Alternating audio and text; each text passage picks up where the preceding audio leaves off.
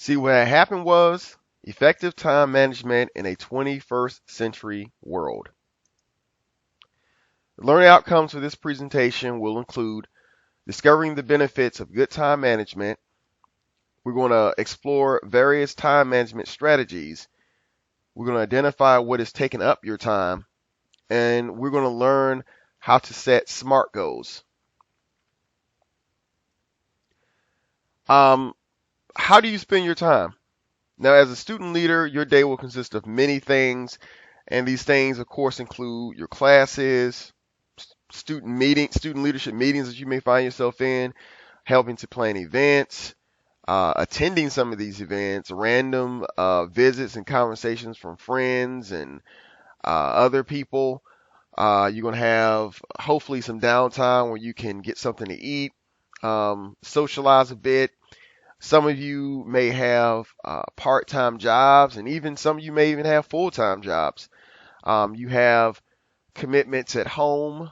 You may be commuting, so not all of you are going to live on campus.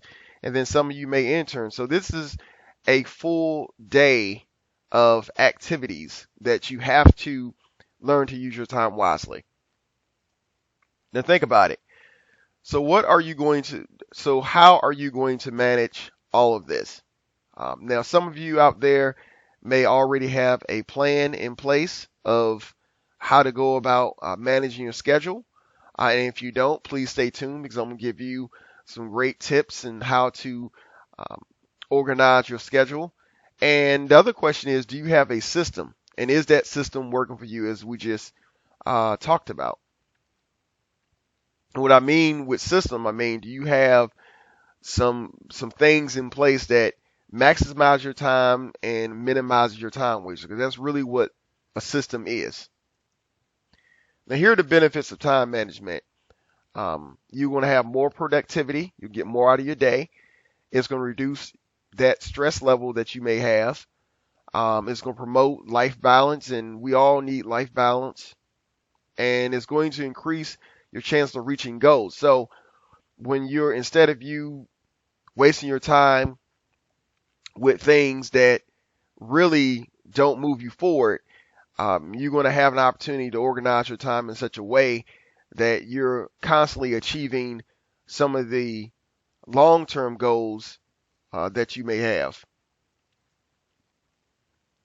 Now here's the game plan. We're going to first assess how you spend your time and eliminate those time wasters when we figure out what they are. You're going to have to set goals, you're going to make a schedule, and you're going to revisit and revise your plan. And then there's Murphy's Law, which of course Murphy's Law means what can't go wrong will go wrong. It's essentially planning for a plan B. So here's the first exercise. I want you to write down what a typical day looks like in your world. Now, this is the part of the video that you may want to pause it and kind of write down what your typical day looks like. And I want you to try to narrate, how much time do you spend studying, sleeping, in classes, extracurricular activities, working, social, whatever that means to you. And I think try to find that balance. But for right now, let's look at how you're spending your time. So if you want to pause the video for one moment, please do so and come back to it.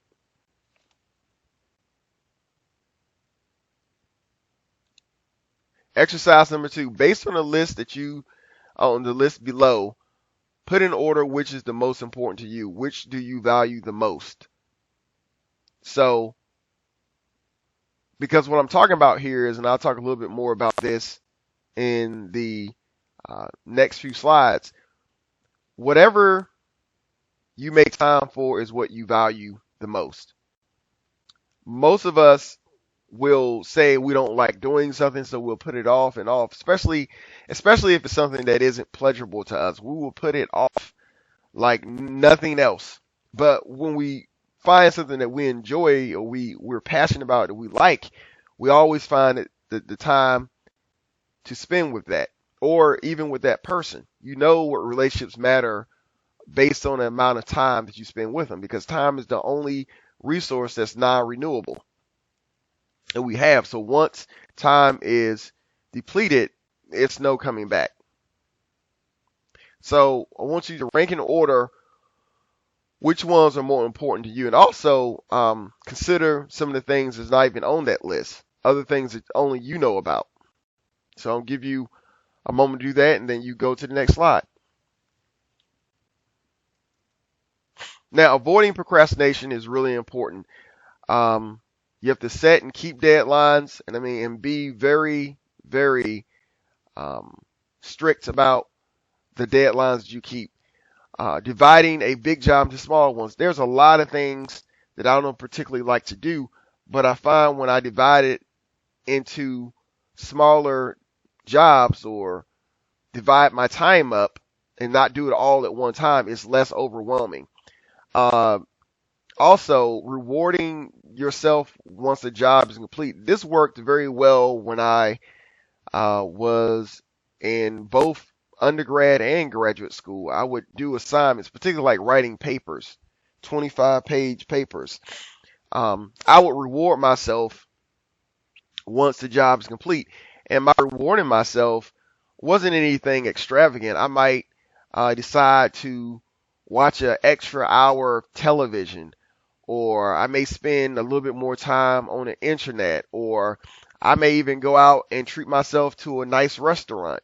And mind you, I wasn't making a lot of money then, so a nice restaurant was, maybe KFC or something. It was something very simple.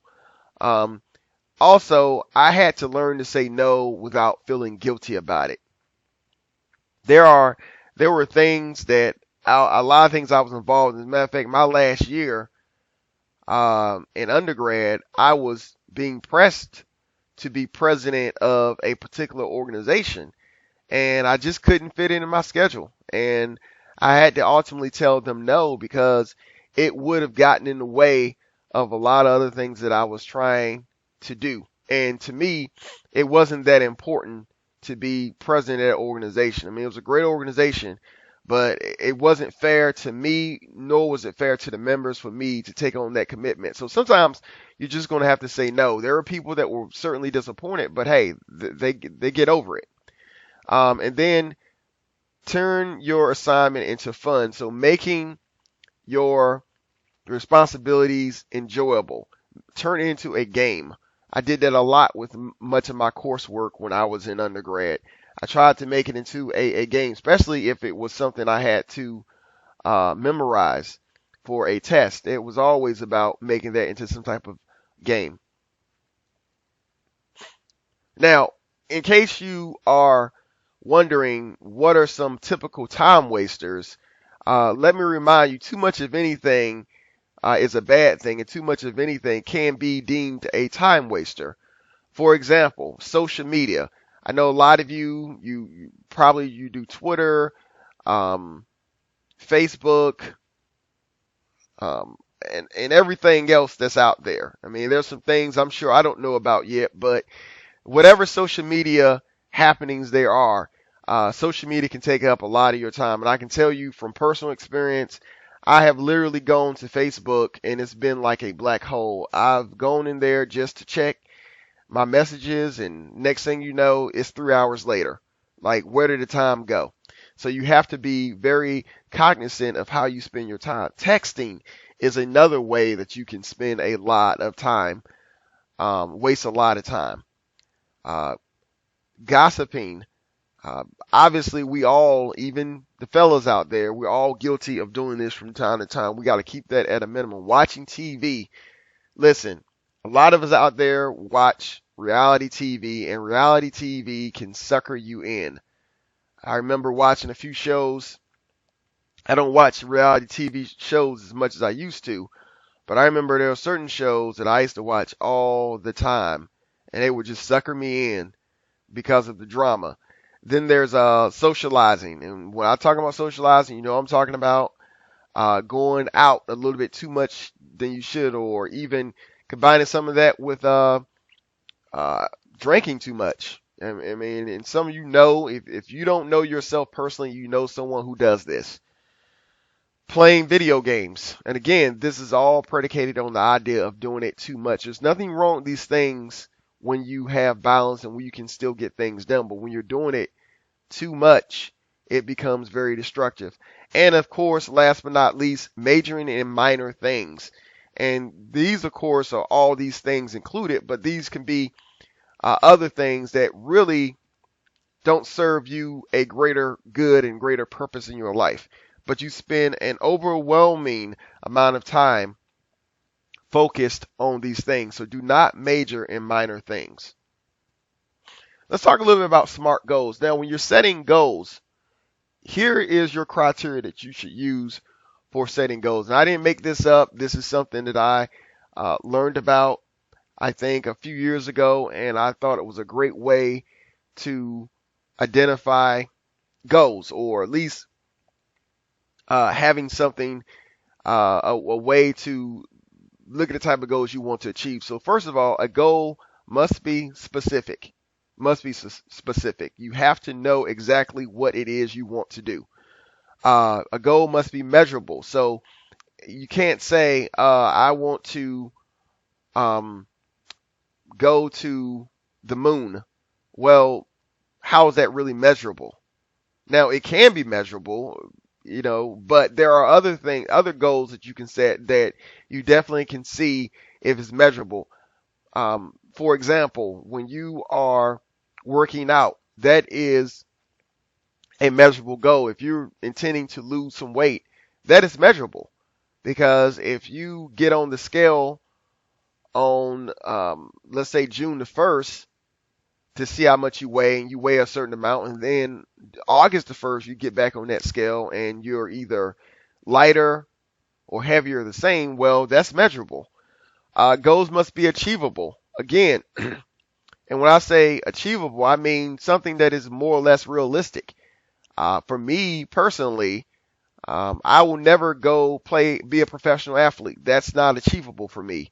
No matter how hard I may try, that's just not achievable, and that's fine. I'm okay with that. But you have to find goals that you know are achievable. Because what happens is when you set a goal that is way, way, way out of reach and unachievable, and you don't reach it, you get depressed, and that may lead to a downward spiral of guilt and other bad feelings. You have to set a goal that's relevant. And what do I mean by that? A goal that is going to help you get to where you need to be. So this goal may be short term, but will this short term goal help you ultimately? And then the goal must be timely. Will this goal take you a year? Will this goal take you 6 months? Will this goal even take you 4 years? I mean, college is a timely goal. In 4 years or a little bit more, you probably can complete college. So those are SMART goals. Helpful time management tips. Identify how you spend your time. That's the first thing you have to do in order to better assess and better manage your time. You have to know how you're spending your time. You have to set priorities and deadlines like crazy. So remember, some day is not a day in the week. I have a brother who has been trying to achieve a particular goal for a while now, and he talks about, well, I'm going to do it in the near future. I'm going to do it someday. Well, someday is not a day of the week. You have to set deadlines. At times you have to reorganize. Sometimes things are not going to go the way that you want them to go, but you're going to have to reorganize these goals in order to achieve what you need to achieve. I think you have to utilize a planning tool. What I've done for years now is having a to-do list. Every day, usually on, let's say, Sunday, I take the time to review what I'm going to accomplish that week. And from there, I go after each particular task. And these tasks usually add up to a larger goal. So it's breaking down the bigger goals into smaller pieces that are more achievable. Delegate. Sometimes you have to delegate the things that you don't want to necessarily do. For example, I'm a homeowner and I don't cut my grass.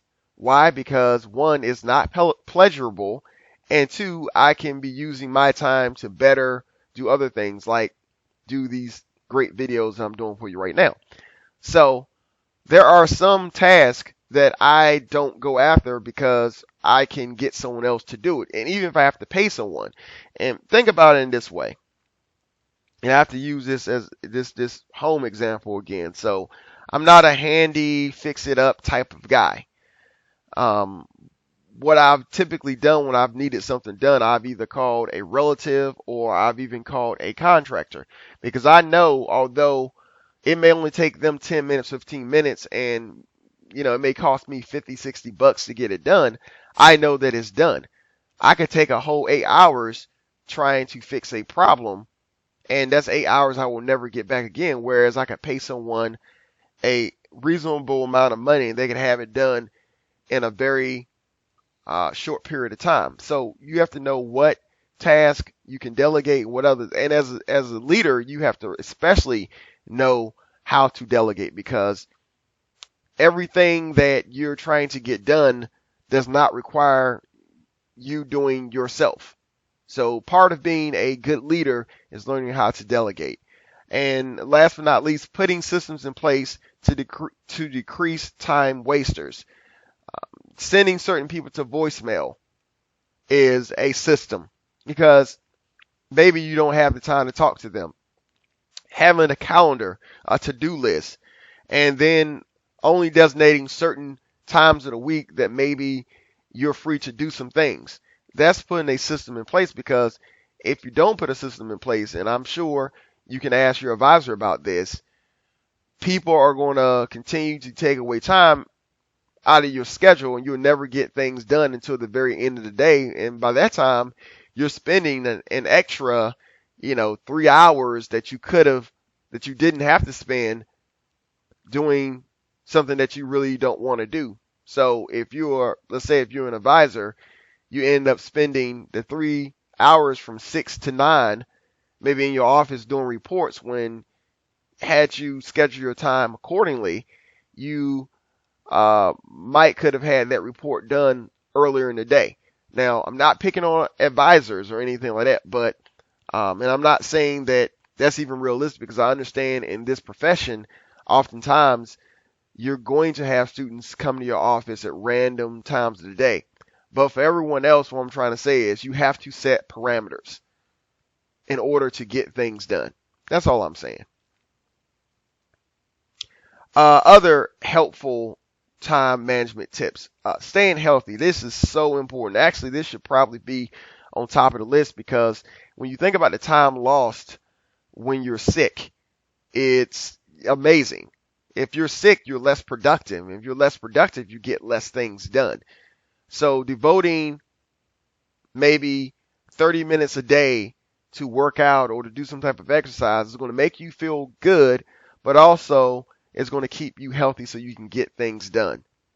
And last but not least, and I'm picking on my younger people here, avoid multitasking. I know you love multitasking, you love watching TV, doing your homework, texting, and whatever else you're doing at that time. But multitasking does not always lead to efficiency. Because when you're multitasking, especially when we start talking about projects, you rarely get things completed in its entirety.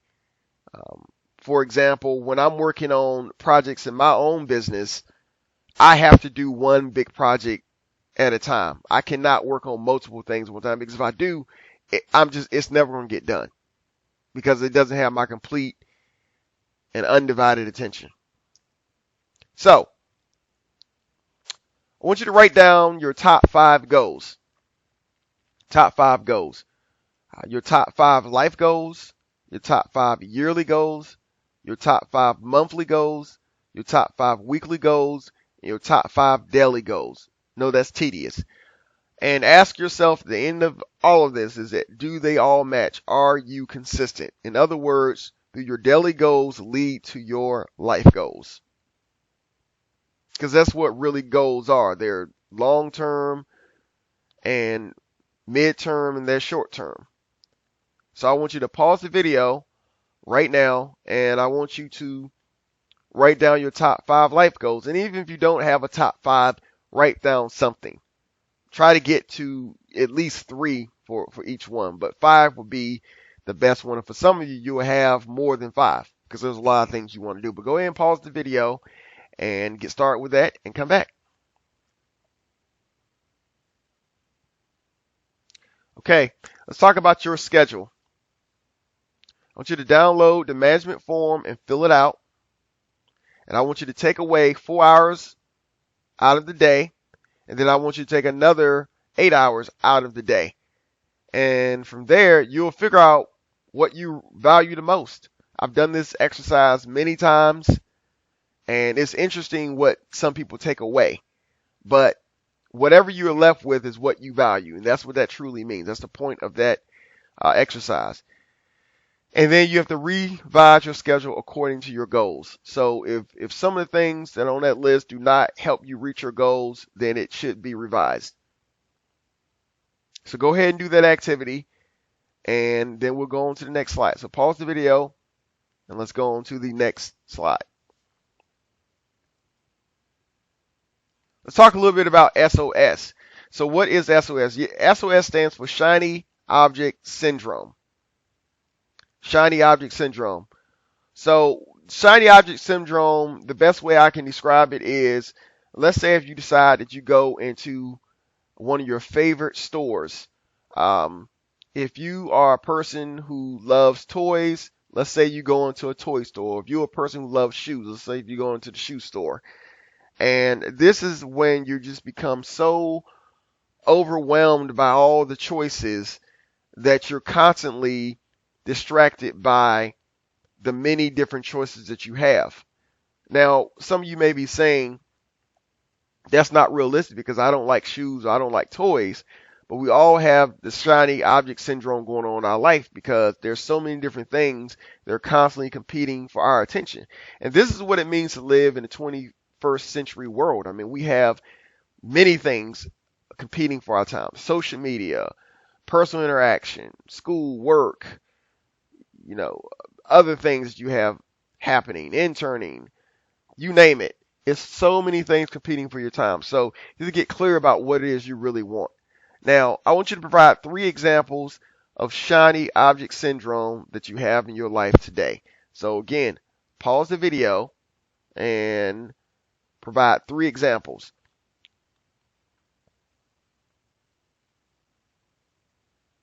Listen, let me say this before we get into the key points. I understand that this was probably the most interactive presentation of all, but it's important that you critically think about these things because, again, I can't stress this enough.